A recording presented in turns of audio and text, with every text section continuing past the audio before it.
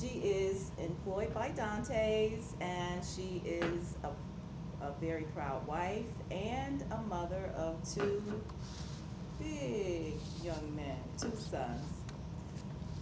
Her speech today is titled Girl Talk, a little something about the, the Angela Jolie decision. So please welcome Myra McElrath.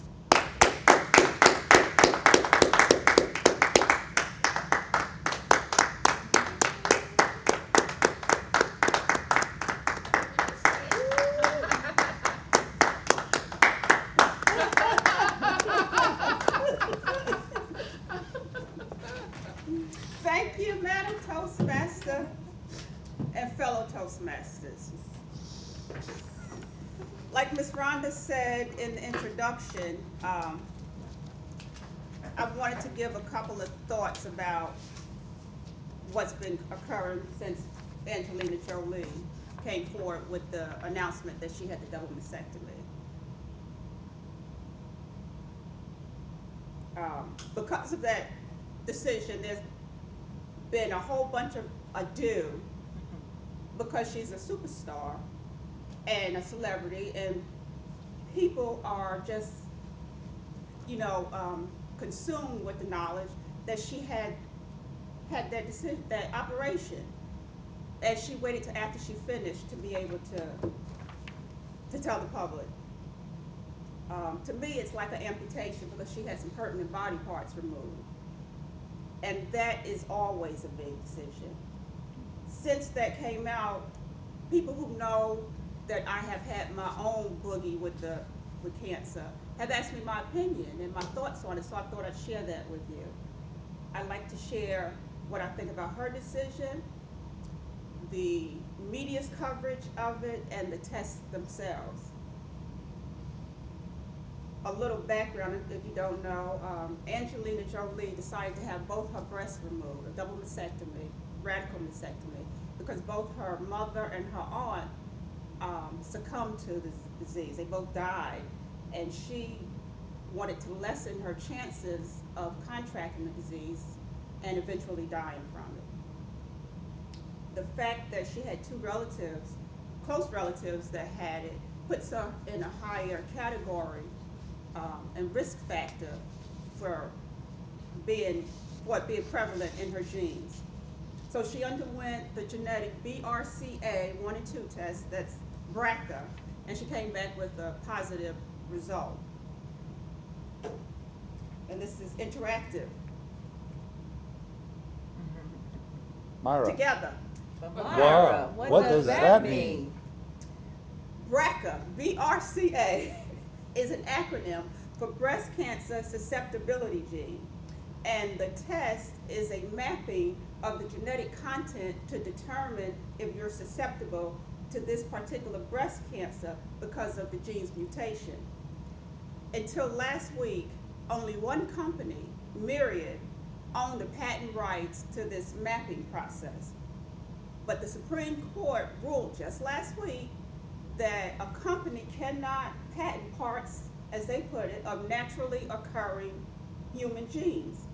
Had I talked about this a couple of weeks ago when I first volunteered to speak at Toastmasters, I would have been up on my soapbox complaining and yelling and pounding the table about the cost of it because it was only one company who owned the rights. They could charge whatever they wanted. There was no price standards. There was no standard as far as who could and who couldn't. It was just a monopoly. But because of the Supreme Court ruling, at least one company has come forward and promised to have the test available for at least 1/3 of the current rate, which is always good. So this is me kicking my soapbox out the way. And it brings me to the media coverage and the information that's been bouncing around out there. I have to say, I believe the fact that Angelina Jolie is involved is a good thing. Because of her celebrity, has been able to bring this particular women's health issue to the forefront. The whole world is talking about a woman's health issue, and that's rare because history shows that any issue or concern that is dubbed a woman's issue is not important. But since she has come forward, the discussions, the conversations worldwide, and that couldn't be a better occurrence. It's bringing women into an area where they are looking for information, they are desiring this information, they are wanting to learn more, and then thus arming themselves with information that will allow them to have more options. However, I need to bring my soapbox back because the media is claiming that insurance covers this genetic testing. Doesn't it? Doesn't it? Of course it does, y'all.